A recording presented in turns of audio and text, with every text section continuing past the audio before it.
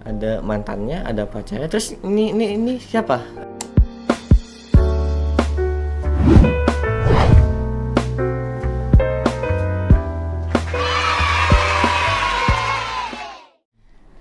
Well, hai teman-teman semua.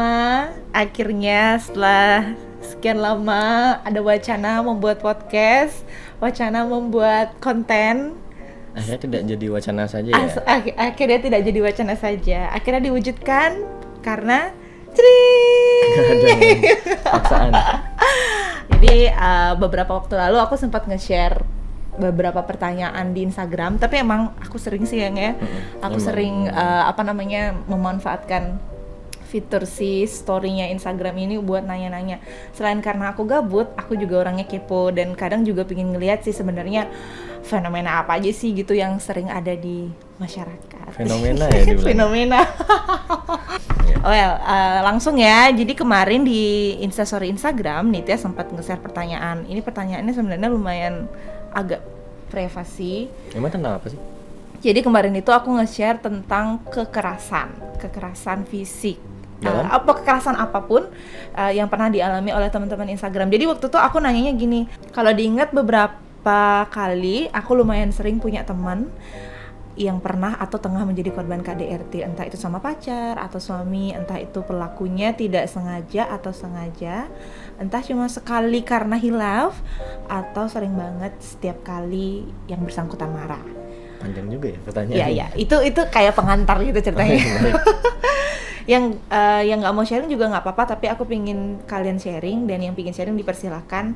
Rahasia terjamin ya. Jadi memang ini salah satu kode etik sih, kan aku 4 tahun belajar psikologi ya, 4 tahun belajar psikologi, jadi ya salah satu kode etik kita sebagai orang-orang psikologi itu kalau ada yang konseling atau curhat gitu, jadi kita tuh jangan sampai nge-share privasinya. Jadi aku nanya, sharing ke teman-teman yang mungkin pernah merasakan kekerasan gitu, kekerasan apapun itu ya. Kemarin aku hitung itu sekitar 59 orang udah ngerespon dengan tulisan, tapi ngerespon dengan stiker. Kayak kan kita bisa quick response itu ya, dengan stiker ya, itu sebenarnya banyak banget, dan rata-rata itu quick response-nya itu yang sedih gitu loh. Nah jadi yang mematikan sedih. Jadi sampai saat ini sih aku ngambil kesimpulan mungkin beberapa teman-teman yang cuma ngasih fast respon itu merasakan tapi belum mau terbuka. Tapi nggak apa-apa ya, itu kan kembali lagi. Tapi sebelum Nitya sharing, Nitya mau bilang makasih banget buat teman-teman yang udah percaya gitu sama Nitya, akhirnya mau sharing, karena kalau menurut Nitya sih ini penting ya, penting untuk bisa speak up gitu, karena kembali lagi dari sekian ratus orang yang jadi followers Nitya, sekian ribu orang itu cuman 59 aja yang berjiwa besar gitu mau sharing ke Nitya, meskipun Nitya bukan siapa-siapa. Tapi makasih banyak, karena itu bisa salah satu hal yang bisa kita diskusiin si hari ini. Kita sharing aja sih ya. Tapi sebenarnya bagus juga sih kalau misalnya ada orang yang respon, itu kan secara tidak langsung ketika kita sudah mengeluarkan atau menceritakan apa yang kita alami atau apa yang jadi beban gitu kan, jadi kayak lebih tenang. Iya sih, lebih rilis. Sebenarnya benar sih, mungkin dengan dia ngetik ya, walaupun ngetiknya nggak bisa panjang kan, kalau di sana ada sekian persen emosi yang kerilis sih seharusnya ya. Oke, dan dari 58 itu ada beberapa aja yang Nitya pilih random. Tapi kamu nggak boleh lihat ya, karena ini privacy, kamu nggak boleh tahu. Cukup isinya aja. Berarti tugas saya di sini ngapain nih? Isan-isan aja. Isan-isan. Yang pertama ini dari namanya disensor ya, gitu. Pernah jari tangan diinjak, anjir. Pernah jari tangan diinjak karena minjam HP-nya tanpa izin, tapi abis itu dia minta maaf sih. Pacaran 4 tahun dulu. Oh, anjir. 4 tahun. Kamu pernah nggak pacaran 4 tahun? Ngambil HP tiba-tiba set, langsung diinjak tangannya. Jarinya yang diinjak. Karena minjam HP tanpa izin. Kalau kamu nih, kalau aku minjam HP-mu, kamu injek tanganku nggak? Enggak sih, ambil aja. Soalnya biasanya kalau misalnya kalau misalnya ada pasangan yang tiba-tiba mungkin barang-barangnya yang biasa dipakai sosial media atau berkomunikasi sama orang itu ada sesuatunya, mungkin ya akan ada respon-respon yang di luar kendali. Katakanlah HP-nya itu dipakai buat selingkuh kan, nggak tahu kan, nggak ada yang tahu. Jadi begitu diambil dia takut ketahuan, jadi kayak ngeluarin Emosi, alasan dulu ya, kayak yang aku aku belum update nih, aku perlu gini, aku ada mau ngubungin keluargaku nih penting atau apa kan. Nah mungkin itu karena dia memang tidak suka, di samping dia ada sesuatu mungkin, dan dia juga memang tipikal orang yang tidak suka privasinya terlalu diganggu, entahlah itu, begitu diambil langsung emosi ya, mungkin yang keluar pada saat itu langsung nginjek jari tangan, tapi gimana caranya? Nggak, gini. Tapi Nginjek kalau gimana dilihat dari sih kalimatnya ya, pernah jari tangan diinjek karena minjem HP-nya. Jadi proses dari dia ngambil HP si cowok, Entar bahasanya minjem kan, bukan ngambil. karena minjem HP-nya tanpa izin. Oh, Tanpa tanpa izin. izin. Karena Ya tanpa udah. izin ya berarti ngambil Berarti nggak gitu. minjem, berarti Nggak nggak minjem minjem, berarti nggak ya. Jadi dia ngambil HP pacarnya tuh, ngeliat, terus ketahuan sama yang cowok. Nah, proses dari dia megang HP sampai akhirnya diinjek, itu kan pasti ada momen tuh sehingga dia bisa nginjek gitu, ngerti nggak? Kebayang nggak? Lagian kalau misalnya kita duduk nih, kita memegang HP kayak gini, kan nggak mungkin tuh tiba-tiba kakinya naik terus nginjek tangan, ngerti nggak? Mungkin aja sempet cekcok dulu kali. Ya mungkin ketika yang cewek main HP terus Diambil. dirampas HP-nya, ceweknya jatuh, tangannya di lantai langsung diinjek gitu mungkin. Wah, drama sekali pikiran Anda ya. Oh, Atau saya- mungkin HP-nya dibuang sama yang cowok, terus yang cewek, jangan yang, terus ngambil di lantai langsung diinjek. Bodoh amat, bukan HP saya. Enggak. Tapi terlepas dari jokes itu, cuman Iya. kalau dilihat-lihat jari sampai diinjek itu sakit sih pasti, ngerti nggak sih? Diinjek. Memang habis itu dia minta maaf katanya. Tapi kalau menurut aku pribadi ya, sebagai perempuan nih ya, aku ngomong sebagai perempuan nih, apapun alasannya dia, entah itu dia karena emosi nggak suka privasinya, tapi dia sama sekali nggak ada hak buat nginjek jari loh. Kalau jarinya patah gimana ya kak? Apalagi statusnya masih Pacaran, apalagi satu sama di Jambak biasa banget sama mantanku. Mantan Jambak. ya. Iya, Jambak. mantan, oke. Di Jambak. Mantan. Tiap dia kesel sampai rambutku makin tipis. Itu jambak atau gimana sih? Ya kalau jambak kan pasti dia rontok lah ya. Kamu Gua kebayang gak sih kalau kamu jambak rambut orang? nggak biasa jambak, biasanya ngelus. Ih, gila sih. Nggak, serius. Di Jambak biasa banget sama mantanku, tiap dia kesel. Oke, next. Sumpah ya, kalau aku tuh sakit loh kalau di Jambak. Saya tidak punya kemampuan untuk mengomentari itu. Jambak, jinggir. Next ya.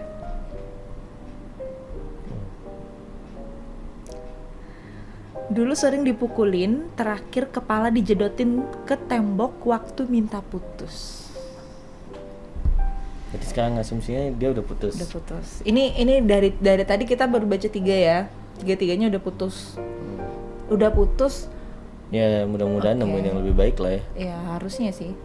Cuman gini, ini apakah dia berani ngomong gini karena dia udah putus ya?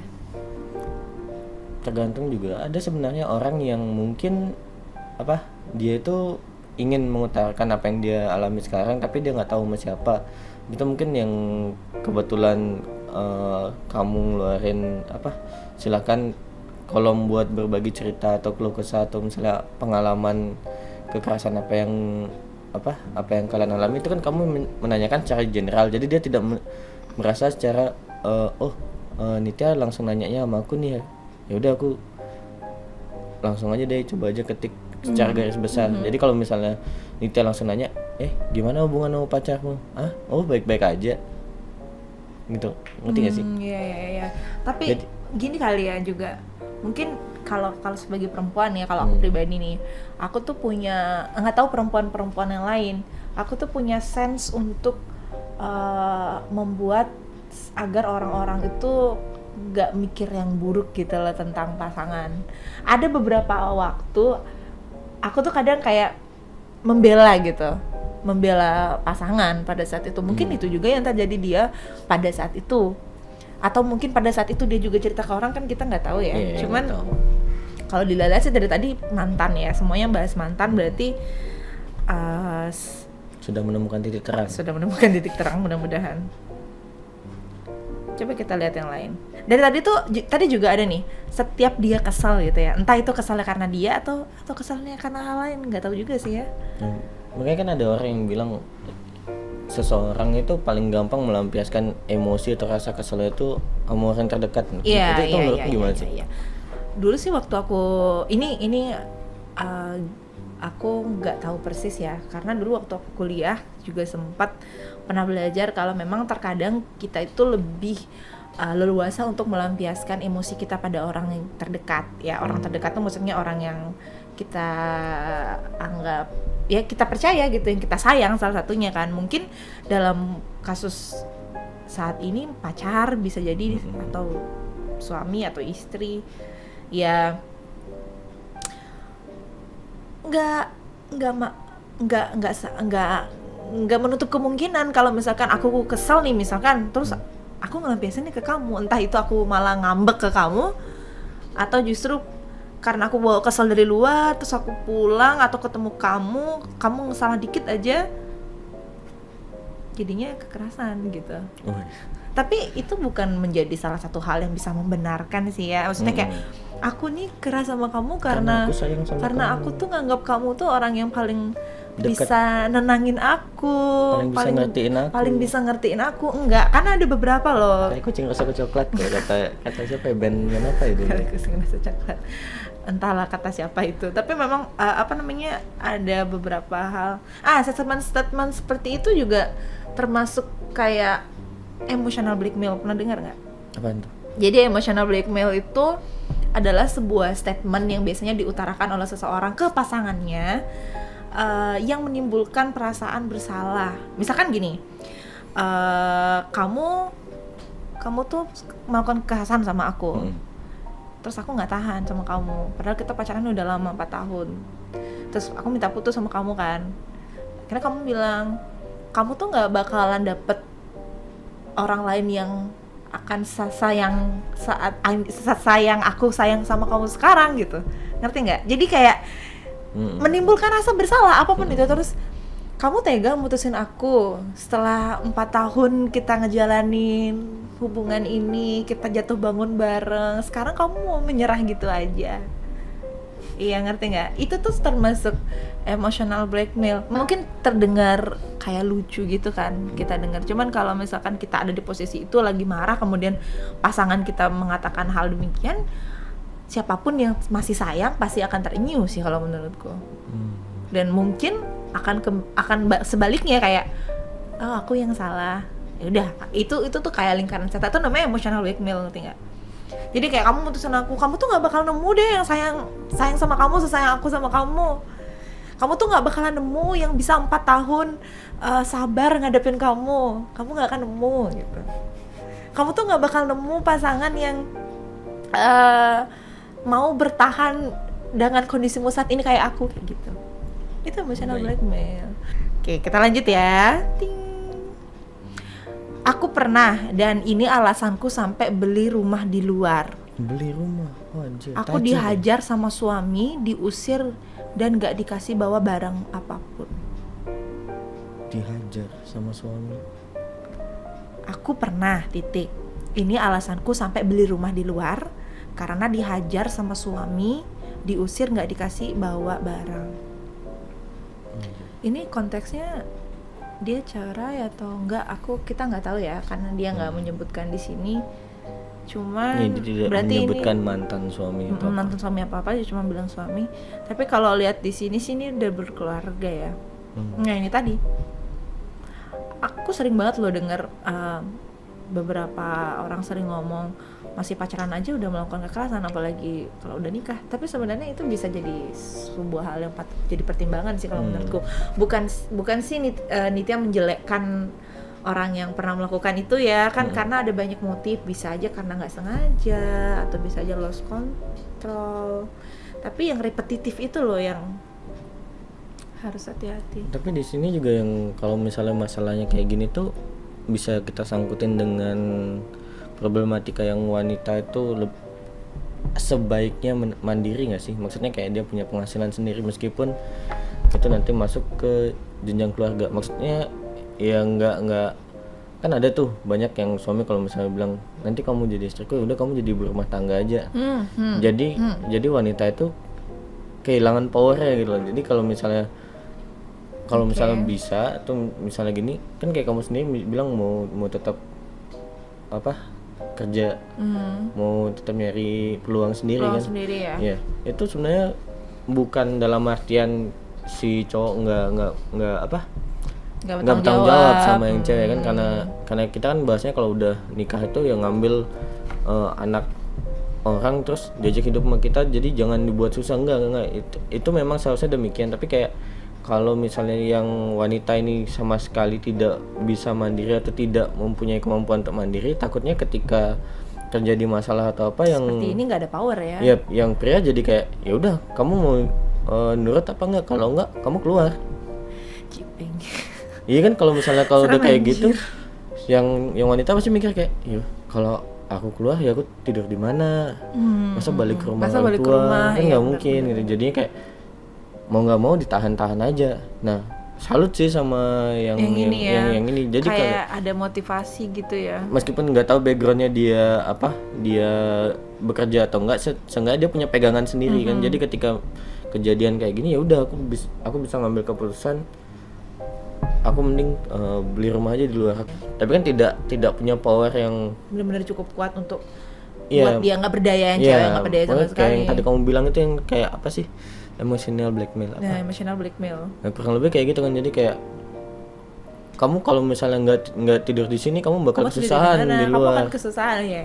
Iya kan. Maksud. Jadi kayak ya udah tahan-tahanin deh, atau enggak misalnya kalau kamu keluar nanti lihat anakmu, kamu siapa yang gini, udah anaknya yang dipakein gini. Jadi kayak ya udah aku bertahan buat anakku aja. Gila sih. Ya mudah-mudahan nggak ada yang mengalami Hmm. itu ya. Atau kalaupun pernah, ya mudah-mudahan kondisinya segera membaik lah. Ini pure pendapat kita Iya, ya. pure pendapat ya. Pure Maksudnya pendapat kita aja. Saya tidak Nggak ada Nggak. memihak atau menyindir siapapun ya, nggak. enggak, maksudnya kan ini bilang kayak ya masa saya bilang ini yang cowok ini nyuruh biar semua wanita kerjaan, Ya, nggak nggak sih. mau ngidupin, nggak mau tanggung jawab. Mandiri Bukan tuh, gitu ya, itu mandiri tuh ada konsekuensi. banyak cara ya. Mungkin ada beberapa cewek yang mandirinya ya dia pingin punya pekerjaan sendiri, tapi ada juga mandiri dalam bentuk punya hobi tertentu, sehingga nanti kalau ada kejadian buruk mungkin ya hobi itu bisa bikin dia survive. Iya. Atau mandiri minimal bisa ya menghidupi diri sendiri lah gitu ya. Pokoknya ya Melanjutkan hidup. melanjutkan hidup, kayak kembali ke diri sendiri aja. Nggak mesti cewek mandiri itu bukan ibu rumah tangga, nggak, banyak kok sekarang ibu rumah tangga yang benar-benar powernya itu ada gitu sekarang kan. Justru malah kayak gitu lebih hebat kan, dia udah Iya, justru ibu rumah mengurus tangga tuh keluarga. hebat. Ibu rumah tangga jalan, mikir buat menghidupi jalan. Oke, kita lanjut ya. Panjang banget tuh pembahasan Panjang banget ya kalau udah topiknya. tentang nikah. Ini siapa yang ada yang mau nikah? Kode lagi. Oke, kalau aku ngelihat orang tua KDRT dari aku kecil, Kak, traumanya sampai sekarang, bahkan sampai nggak berani sama darah. Oke, kalau yang gini agak ribet sih ya. Ya emang kalau misalnya gitu, kalau bisa deh kalau misalnya nanti berantem, iya meskipun itu sebenarnya tidak bagus atau gimana, kalau memang pun harus berantem, coba hindari anak kecil ya, soalnya Iya, benar sih. soalnya ada beberapa kejadian juga yang pas masa kecil tidak hanya KDRT dengan sesama orang tua, misalnya sesama saudaranya Saudara. orang tua juga, ketika kita ngelihat ya berantem atau gimana tuh, itu keingetnya lumayan bikin trauma loh. Benar. Soalnya kayak kita pas masih kecil kita punya power apa sih? Iya. Jadi cuma bisa ngelihat, cuma Ngelihat. kadang bisa takut. Dan sebagainya. Tapi bener loh, dulu juga selama aku kuliah kan aku juga belajar ya tentang psikologi anak gitu. Memang dosen aku juga pernah bilang kalau tidak dianjurkan sih kita tuh orang tua itu bertengkar di depan anak, karena kan anak itu dia itu kayak kayak kamera gitu loh, dia merekam apapun yang dia lihat, dan nanti outputnya itu yang kita nggak tahu, apakah mungkin akan jadi hal positif, mungkin dia tidak akan menyakiti perempuan ke depannya, atau justru malah dijadikan contoh kayak, oh KDRT itu udah biasa nih buat aku, atau mungkin akan trauma seperti ini ya, trauma nggak berani sama darah. Nggak berani sama darah berarti KDRT-nya berdarah-darah. Enggak, maksudnya kalau misalnya kayak gitu juga kadang ngebuat kayak si anak ini jadi mikir, oh orang tua aku juga biasa kok pukul-pukulan, jadi aku begitu punya pasangan ya udah aku biasa aja. Dia terima, loh aku melihatnya dari orang tua aku. Iya, tapi Jadi itu kayak, benar figur orang tua sih, kalau maksudnya meskipun tidak 100% tapi memang em, apa yang dia lihat selama orang tua, polanya orang tua itu biasanya akan diadopsi sih sama anak ya. Itu dari beberapa psikolog anak yang pernah aku sharing juga. Oke, jangan sampai kita berantem di depan anak. Disulut rokok gara-gara karena ada temannya dan mantannya dan pacarnya. Hah? Tuh, kita jabarkan satu-satu ya. Oke. Disulut Disulut rokok. rokok. Oke, disulut rokok gara-gara karena ada temen-temennya Siapa nih? teman-temannya yang cowok, Cowok. teman-temannya, mantannya Mantannya yang cowok. yang cowok dan pacarnya yang cowok. Terus dia apa? Terus sih? dia siapanya? Nah kan bingung kan? Makanya bilang jabarkan satu-satu. Ada mantannya, ada pacarnya. Terus ini siapa? Oke, kita tidak boleh menghakimi yang mungkin dia Oh, mungkin salah ketik. salah satu sih kayaknya enggak ya. Iya. Pacar kedua mungkin. Iya. Oke, kita nggak ikut-ikut ya. Maksudnya entah itu pacar kedua, ketiga dan keempat itu adalah hak Pilihan siapapun. masing-masing lah, Pilihan pilihan masing-masing ya. masing-masing. Pokoknya ini kembali ke hak orang. Cuman yang di sini fokusnya adalah disulut rokok gara-gara mungkin dia nggak dikasih awalnya ke tuh. Habis itu ke gap. Terus akhirnya ke gap. Terus kamu kan aku udah bilang kamu nggak usah kesini. Cus, sulut. Aku tuh suka heran deh sama cowok-cowok yang ringan tangan. Oke. Untung aku nggak ngerokok ya. Untung aku nggak ngerokok ya. Iya, untuk kamu nggak ngerokok ya. Ada rokok. Oke, next. Aku pernah digampar, ditoyor, termasuk dikasih omongan. Oke, tadi dari tadi kita banyak kan ngomongin kekerasan fisik ya. Ternyata juga ada beberapa yang dapat kekerasan verbal juga. Kekerasan itu sebenarnya ada banyak ya, nggak cuma satu. Ada kekerasan fisik, ada verbal, terus ada seksual juga, terus ada juga materi gitu. Itu kalau nggak salah ya. Entah ada lagi, mungkin aku kurang baca. Cuman yang setahun itu ya itu. Kekerasan verbal itu kayak ngasarin mungkin ya, kayak berkata kasar. Berkata kasar atau berkata sesuatu yang membuat hati tidak enak. Mungkin emotional blackmail itu kayaknya termasuk kekerasan verbal ya, karena kan menimbulkan perasaan yang tidak menyenangkan atau tidak enak. Tapi kalau menurutku, mau itu kekerasan verbal, mau itu kekerasan fisik, itu sama-sama menyakiti. Itu sebenarnya nggak pantas. Kamu pernah nggak kekerasan verbal sama orang? Sering. Sama pacar? Kamu pernah? Enggak sih. Aku mau bilang Kekerasan verbal yang kamu bilang sering itu maksudnya kalau kita lagi bercanda ya? Enggak, kayaknya semua umat ya. zaman sekarang kayaknya bilang antit, bangtit, itu kayaknya udah biasa banget kayak, woi anjing, mana aja lu. Nah, sekarang yang membedakan itu adalah situasinya. Kalau lagi kita marah, tiba-tiba nggak kontrol, ya itu. Kalau kemarin kayaknya aku diem deh. Nah, kan beda orang. Ada yang kalau dia marah itu mulutnya kayak kebun binatang, ada yang Absensi. diam. Oke. Ada yang tangannya yang main, tapi tetap sih itu sama-sama kekerasan. Cuman kalau aku pribadi sih, kalau pacar sendiri ngomong kasar, apalagi dengan serius ya, maksudnya kayak ngomong kasar serius itu ya siapa sih yang nggak sakit hati gitu. Jamba diseret sampai depan kamar, ditendang di tulang kering. Atau ngilu, ya ampun Tuhan. Dijambak sambil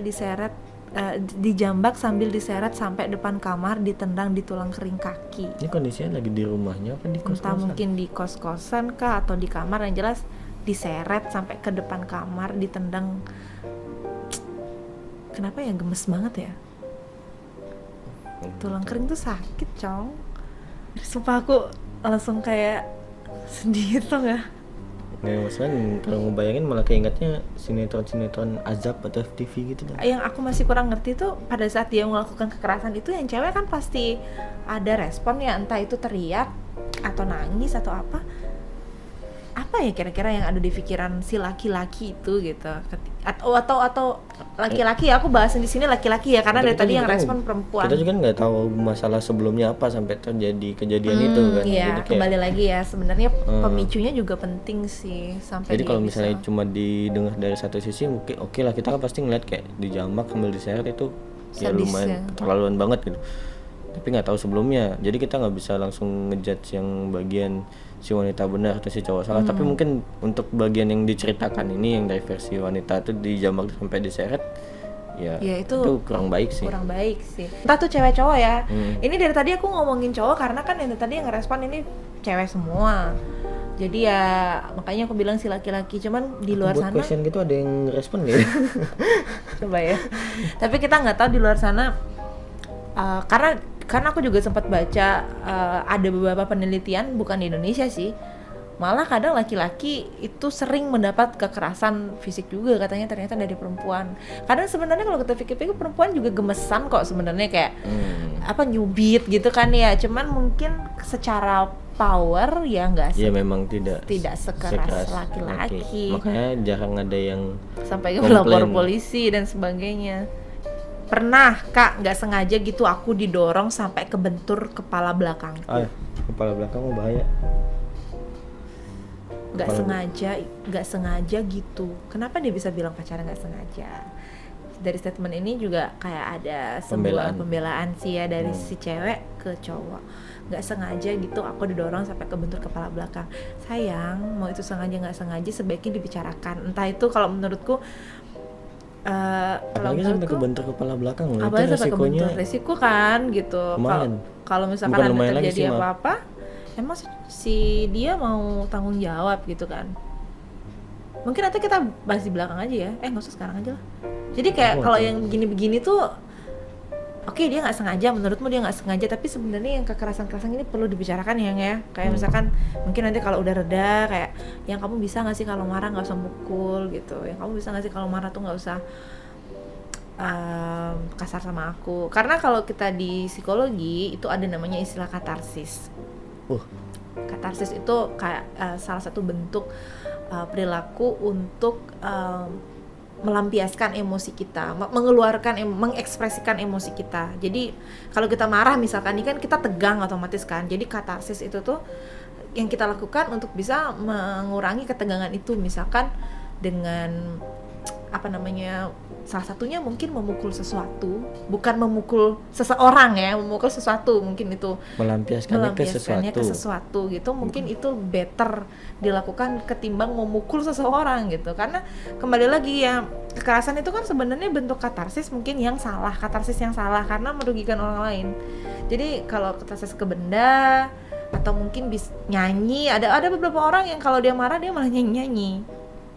Atau ada juga beberapa orang yang melakukan kalau marah tuh dia olahraga mati-matian dan sebagainya. Itu bentuk katarsis. Tapi yang buruk itu ya kayak tadi, kekerasan sampai apalagi sampai menyakiti orang. Atau yang lain ini yang sering kita lihat adalah maki-maki di sosial media. Itu salah satu katarsis yang buat story latar belakangnya hitam, tulisannya putih. Kamu jahat. Tapi kalau kamu jahat gitu doang enggak lah. Itu kan ya halus banget, Beb. Kamu jahat. Cuman yang kayak maksudnya biar tidak terlalu tegang. Aku hanya menambahkan supaya tensinya menurun sedikit. Kesal. Jadi kayak bikin status yang kasar-kasar, apalagi kayak sampai benar-benar kasar gitu kan, nggak enak dilihat di sosial media gitu. Katarsis sebenarnya itu penting sih, katarsis itu. Maksudnya perlu, tapi ya kalau sampai memberikan orang lain itu ya nggak bagus. Next. Bapak saya temperamen. Dulu lumayan sering, sekarang udah jarang. Oh, bagus ya. Sempat mikir bapak sebenarnya sayang nggak sih sama saya? Kalau dibilang kayak gitu, mungkin balik lagi ke kayak yang kita bilang sebelumnya. Ya memang kadang orang yang bakal bilang lebih gampang mengekspresikan sesuatu, apalagi itu emosi, ke orang-orang yang dianggap dekat. Mungkin ya itu positifnya. Kalau dibilang sayang mungkin karena beliau terlalu sayang, jadi kayak ada beberapa yang sebelumnya kamu jangan sampai ngelakuin ini deh, tapi kamu ngelakuin. Misalnya kamu pulang malam lewat dari jam 7, pas pulang kamu bisa langsung diambilin sapu atau apa. Sebenarnya mungkin maksudnya kayak jangan lakuin lagi karena itu nggak baik buat kamu. Tapi mungkin ya apa sih caranya yang beda. Caranya yang berlebihan lah. Dan biasanya juga kalau ya kita nggak memungkiri ya, ketika kita dimarahi sama orang atau dikasarin sama orang kan kita merasa sedih.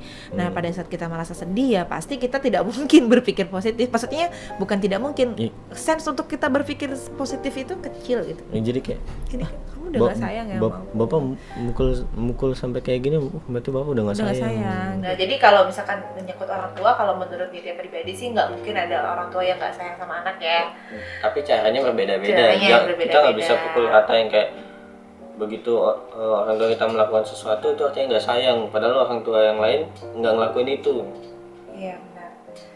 Ya jadi kita, tapi ya nggak nyalahin juga yang namanya sedih ya. Mungkin ada perasaan seperti itu. Tapi ketika kita sudah tenang ya kita pikirkan lagi, nggak mungkin. Tapi emang kadang kalau misalnya kita sampai menerima perlakuan kasar dari atau kata-kata kasar dari orang tersayang atau terdekat itu jadi kayak ya. Kayak jadi beban 2 kali lipat. Iya, kayak ke bawah banget. Misalnya, tapi itu tadi ya, nggak mungkin ada orang tua yang sayang sama anaknya. Pernah sakit dan cinta secara bersamaan ditambah bumbu kebodohan. Wah, dia sadar kayaknya kalau dia sebenarnya dia nggak pernah bilang sih yang bertahan itu bodoh ya. Cuman mungkin ada alasan. Karena kembali lagi dari beberapa orang juga yang pernah curhat sama Nitya, selain dia kasar, sebenarnya ada sisi baiknya. Mungkin sisi baiknya itu yang bikin yang nggak didapetin dari orang lain. Gitu. Dan itu juga yang bikin bertahan. Mungkin ada dia plusnya di bagian apa, minus, tapi pasti ada minusnya gitu. Dan mungkin di orang lain minusnya itu jadi sisi positifnya dia, tapi ternyata negatifnya malah lebih banyak dan nggak ada yang tahu. Nggak ada yang tahu. Tapi ya itu tadi kan kita namanya kita dalam berpasangan, kita juga harus tahu sebenarnya pemicu masalahnya apa dan sebagainya. Cocok tuh penting karena dengan begitu kita jadi tahu, kalau aku diginiin aku nggak suka nih, terus kalau pasangan kita gini nggak suka nih, ternyata kayak gini nih pasanganku kalau lagi marah, ternyata aku gini loh kalau lagi marah dan sebagainya. Ada positif. Ya makanya poinnya kalau habis berantem dan suasana udah tenang lagi, sayang. bicarakan, bukan sayang. Dibicarakan lagi. Bicarakan lagi. Itu kayak aku bilang tadi kan ya, tadi aku nggak suka loh kamu mukul gitu, aku sakit loh dipukul gitu. Itu perlu ya, perlu ketika suasana sudah lebih tenang, mentally and economically. Wow, ini kekerasan finansial.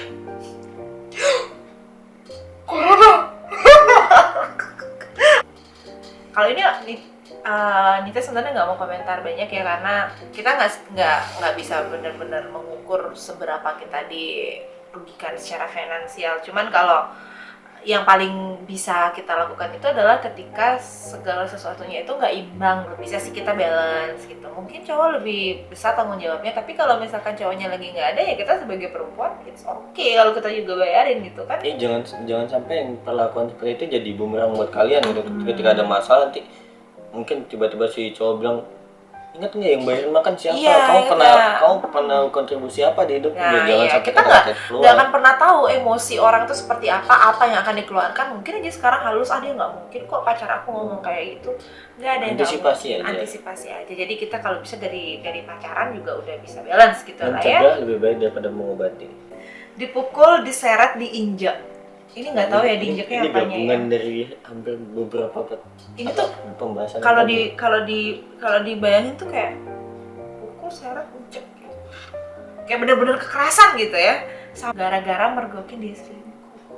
Oh ya, kira-kira udah nggak benar. Kalau kayak gini ya udah pasti ya si pacarnya yang melakukan kekerasan ini ya udah pasti salah kan. Tapi soal kejadian nggak sih? Yang dipergokin lebih galak. Iya, maksudnya kayak yang beberapa itu yang kasusnya ke gap di dalam kamar hotel kan?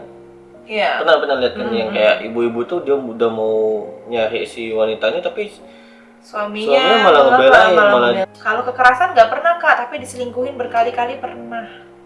Termasuk sih kekerasan mental gitu. Diselingkuhin berkali-kali pernah. Apa yang kamu harapkan lagi dari dia sayang? Ini lagi. Ini boleh lihat nggak sih yang nge-share siapa? Enggak. Ini privacy ya. Jadi kamu sama sekali nggak boleh lihat berkali-kali. Kadang cewek tuh suka maafin dengan dengan naifnya gitu, memaafkan pasangannya sudah berselingkuh. Lalu pasangannya bilang aku janji aku nggak gitu lagi, aku hilaf, maafin. Oke, kalau setelah itu tidak melakukan lagi, ya beneran mungkin dia hilaf. Tapi kalau hilafnya keseringan itu yang jadi tanda tanya. Ini hilaf apa doyan? Apa? Next. Bikin mati. Oke, aku Mic-nya mati. dulu pernah banget sama mantan ditampar karena mantan marah banget. Marah banget. Ya balik lagi kayak kita ngomong tadi kan, kita cuma tahu hasil akhir tindakannya nih, marah banget. Tapi pemicu marah bangetnya itu Ya, apa? pemicu Nggak marah tahu. bangetnya apa. Cuman kalau dipikir lagi ya, selagi masih bisa dibicarakan baik-baik tanpa perlu menggunakan kekerasan itu lebih baik ya. Kita next ya. Pernah ditendang sampai jatuh gara-gara ganggu dia main game. Kamu gak bakal nendang aku kalau aku ganggu main game kan? Aku nggak bakal pedulin kamu sih yang benar, bukan tendang. Mungkin ada dua versi, ada mungkin dia ngegangguinnya karena emang kesel karena tidak diperhatiin. atau memang kayak Ya iseng cuma buat aja. godain doang. Iseng Kan ada. godain aja kan, kita nggak tahu juga ya. Tapi sebenarnya kalau misalkan itu dibawa lucu sebenarnya bisa ya, kayak ya kalau aku pribadi ya kan kebetulan Nitya pacarku sekarang ini adalah orang yang sangat suka main game alias gamers. Enggak, bukan gamers. Bukan Cuma ya? suka main game aja. Suka main game sampai 24 jam. Enggak 24 jam juga itu lebay. Ya suka lah gitu main game, tapi selama ini sih kayak beberapa teman tuh kayak, kamu nggak gini apa pacarmu main game terus? Tapi kalau Nitya pribadi tuh sebenarnya mungkin ada kadang keselnya, cuman lucu gitu jatuhnya, kayak dia main game terus ya. Jadinya jatuhnya ya aku candain dia. Kayak sebenarnya bisa maksudnya dibawa fun aja gitu. Maksudnya mending main game daripada main cewek kan? Pilih mana? Pilih nggak dua-duanya kalau bisa. Oh iya baik. Aku Kak Nitya didorong sampai memar dan dibentak di depan umum. Kan itu malu banget ya. Maksudnya kalau aku sebagai perempuan, jangankan di depan umum, lagi berdua aja kalau kita dibentak itu sakit gitu. Apalagi di depan umum. Jadi gini, kalau mungkin dibilang nggak kontrol itu mungkin kurang apa ya? Mungkin kadang benar, kadang juga enggak. Mungkin daripada dibilang kurang kontrol itu susah ngontrol. Tapi kasus-kasus kayak gini nggak bakal kalian temuin kalau zaman PDKT sih. Kalau PDKT kan Iyalah, ya gitu lah. PDKT. Ya, cowok akan jadi makhluk paling sabar sedunia, sumpah. Kalau misalnya ada lagi PDKT itu cowok akan jadi makhluk paling sabar sedunia. Kalian mau salah kayak gimana pun benar di mata mereka. Tapi ya itu tadi ya, maksudnya kalau misalkan mau emosi ya sebaiknya tidak di depan umum sih. Tapi ya nggak nyalain juga, kadang kan ada orang lost control. Cuman ya menurutku itu yang paling nyebelin sih. Kayak aku tuh pernah juga ngelihat di mall bener-bener dibentak, kayak keras banget kayak gitu loh. Ini kamu berantem di mobil aja, mau terserah deh tuh ngapain di mobil kan bisa gitu. Berantem di mobil, kalimat sakti wanita. Turunin gue aja. Kalau aku gitu kamu Turunin. Turunin. Aku pasti diturunin. Makanya kalau aku berantem aku tidak pernah mengatakan turunin aku sekarang, karena pasti diturunin sama doi. Next. Aku pacaran 3 tahun. HP-nya dihancurin terus setiap berantem. Itu dibenerin nggak? Nggak tahu sih, nggak ditulis. Dan kalau emosi kadang ke fisik. Nah ini juga sih ya, kalau emang ada beberapa orang mungkin dia niatnya kayak kesel banget gitu, jadi sampai benda-benda berharga di sekeliling dia yang dilempar juga. Kalau menurutku sih kalau HP-nya dia sendiri ya it's okay ya, tapi kalau HP Barang-barang lain mah. kalau barang orang lain itu yang Kalau diganti beda cerita ya. kalau terlepas dari dia di HP-nya HP pasangan misalkan yang dihancurkan terus diganti lagi, sebenarnya bukan itu poin utamanya. Poinnya itu adalah kita ya udah dibentak gitu terus dihancurin barang itu di depan kita, dan itu menyakitkan sih. Maksudnya kayak ya kaget gitu. Ngomong berdasarkan beberapa pengalaman sih ya gitu. Oh, pengalaman Pengalaman aku, HP-nya. teman-teman gitu yang beberapa orang dihancurin yang cerita HP-nya. mah. Nggak apa-apa, hancurin aja, ntar beliin ya. Pernah dihancurin HP-nya. Kan katanya bilang pengalaman. Pengalaman aku atau orang-orang. Terakhir ya. Ini aku nggak baca semua karena banyak banget, cuman beberapa hal yang juga hampir mirip, jadi aku ambil beberapa aja. Wah, ini sadis sih. Ditampar sampai biru dan dipukul di bagian mata. Oh enggak.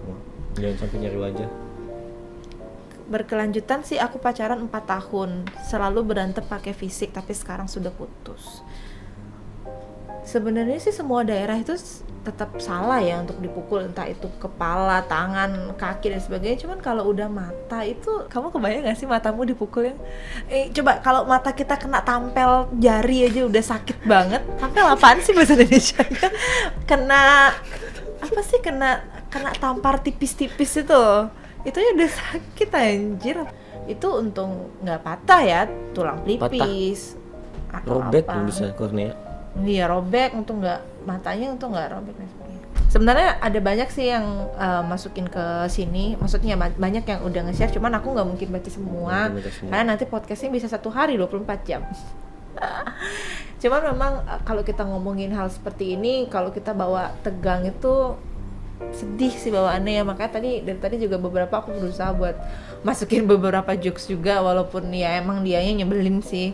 Cuman kembali lagi kalau kita ke topik awal ya, segala bentuk kekerasan itu tidak baik untuk dilakukan, dan semua orang nggak pantas untuk diperlakukan seperti itu, apalagi masih dalam tahap pacaran gitu ya. Kuncinya adalah komunikasi sih sebenarnya. Bilang aja ke pasangan kayak, kamu bisa nggak sih kalau marah tuh jangan mukul gitu. Kalau masih berusaha ingin mempertahankan hubungan itu ya yang ya. Ya makasih buat teman-teman yang udah mau sharing. Kasih banyak. Karena itu nggak serius karena itu kayak ini juga kita sharingnya bukan maksud untuk menggurui atau kita iya, paling benar ya. menggurui itu enggak. Aku cuman pingin ngelihat memperlihatkan juga kalau ternyata di luar sana banyak banget yang masih merasakan kekerasan fisik, verbal itu masih banyak, dan hanya sedikit yang mau berani bercerita gitu. Karena bercerita tuh ya tadi ya bukan semata-mata biar kita dibela, enggak, tapi dengan kita bercerita kita tuh juga bisa merilis emosi kita gitu, beban kita, tapi berceritalah dengan orang yang tepat, yang bisa menjaga privasi, yang nggak terlalu banyak intervensi ke kita, bercerita dengan orang yang tepat. Jadi sekarang tolong stigma yang kalau misalnya kamu pergi psikolog berarti kamu gangguan jiwa, itu enggak benar. Pokoknya pergi ke psikolog, pergi ke psikiater bukan berarti kita tuh ada gangguan gitu, enggak. Tapi ada selalu beban gitu yang ya. Mungkin katakanlah kita tidak bisa ceritakan ke sembarang orang, tapi kita bingung orangnya siapa, karena sekarang kan kayak pasti banyak aja yang masih kepikiran, aku cerita sama ini kira-kira dia bakal cerita sama orang lain nggak ya. Itu kalian juga akan menerima advice atau misalnya saran atau misalnya apapun itu secara lebih general, tidak memihak. Kalau misalnya cerita ke teman kan kadang responnya kayak, oh iya kamu tuh benar, kamu ini ujung-ujungnya malah kamu yang emosi gitu. Iya benar banget. Nah dengan kita ke profesional kita bisa dapat advice yang lebih general dan lebih netral gitu ya. Jadi teman-teman kalau misalkan merasa diri butuh untuk bercerita, bisa hubungi psikolog di HIMSI, Himpunan Psikologi Wilayah Bali. HIMSI Bali banyak ada psikolog. Jangan abal-abal. Ada kasus itu, ada kasus. Oke, itu dulu dari kita. Mudah-mudahan nanti di podcast selanjutnya lebih rapi lagi, karena ini podcast perdana. Dan mungkin nanti juga buat teman-teman yang mau sharing-sharing, nanti aku buka juga di Instagram aku Nitya Papung atau di Instagram. Jangan pernah takut buat cerita ya. Nanti setelah kita buat podcast ini orang pada dia nanya di story, ntar dibuatin podcast lagi nih. Kalaupun kita buatin podcast juga kita kan bener-bener keep general. ini aja. Yudi sama sekali nggak tahu siapa aja yang udah sharing ke Nitya. Jadi kan kadang kita belajar sesuatu tuh nggak cuma dari apa yang kita alami sendiri. Jadi kalau misalnya kita bisa dengar secara lebih luas, entah itu dari pengalaman orang lain atau kejadian di sekeliling kita, itu kan lebih bagus. Jadi ketika kita mengalami kondisi tersebut, kita bisa lebih berpikir, oh aku udah pernah dengar nih, kira-kira apa yang harus aku lakuin. Itu dari kita, sampai jumpa di podcast selanjutnya.